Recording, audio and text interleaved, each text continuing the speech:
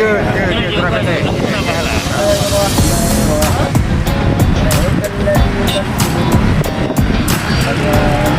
Saja. Kalau sebaiknya memang sudah ada. Saya tenaga medis terbatas, rumah sakit terbatas. Kalau kami tidak bekerja, iman masuk ke sini. Mampu kamu orang tarik ke sini.